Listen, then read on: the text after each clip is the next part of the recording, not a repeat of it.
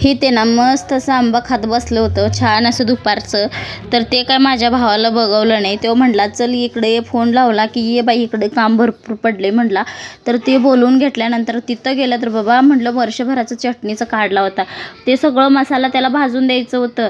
ते भाजून दिलं. धनिया, तमालपत्र, कसुरी मेथी, परत खोबरं सगळं भाजून घेतलं. आणि हे कढई ना सारखं असं निष्ठत होती, कारण की एवढं ते घसरत होती ना तेलामुळं. त्याला म्हटलं मी धरते आणि तू पुसून काढ.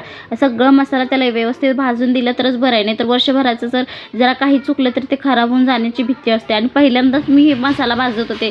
मी कधी आमच्या घरात मसाला केला तर मी कधी भाजलेलं नाही, कारण की आमची सासूबाई सगळं भाजून घेतात.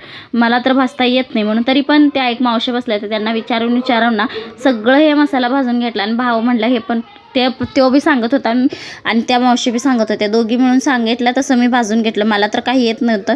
ते सगळं एका टपमध्ये काढून घेतला. ते आता लगेच जाणार होता. त्याचा वाढदिवस आजच होता. अजून स्वयंपाकसुद्धा काही नव्हता. आज स्वयंपाकसुद्धा करून घ्यायचं होतं. म्हटलं हे कधी करायचं ते कधी करायचं, तर करणारच नाहीच माहीत असते कधी किती करायचं. आणि त्यातले त्यात ही गरमीनंतर जीव कंटाळतो, कारण की नको वाटते संध्याकाळचं स्वयंपाक करायला. एवढं त्रास होत असते मला. तर खरं सांगते मग संध्याकाळचं स्वयंपाक ना कसं बसं तरी करते स्वतःला तयार करून.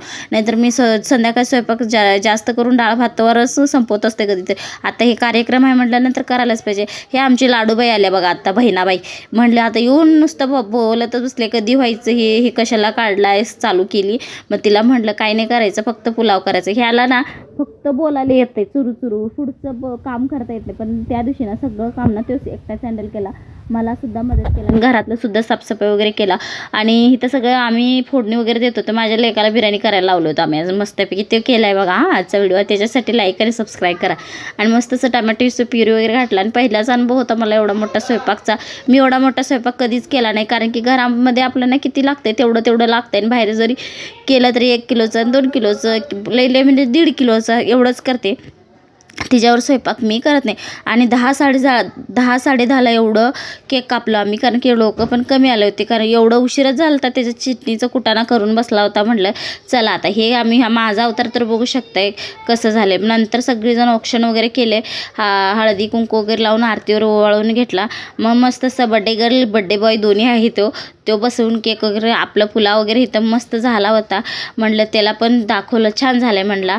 मग नंतर आम्ही वाढायला वगैरे सुरुवात केलो. मग बहिणीचा डबा पण बांधून तिला सोडून यायचं होतं. ते पुलाव वगैरे बांधून मस्त असं बघू शकता किती छान असं पुलाव झाला होता. तर तिला बांधून दिलं आणि तिच्या घराकडे नेऊन तिला सोडून आलं. तर आजचा व्हिडिओ कसं वाटला ते नक्की सांगा. व्हिडिओ आवडला असेल तर लाईक सबस्क्राईब करायला मात्र विसरू नका. आजचा दिवस माझा असा गेला. पुढच्या व्हिडिओ भेटू. चला बाय.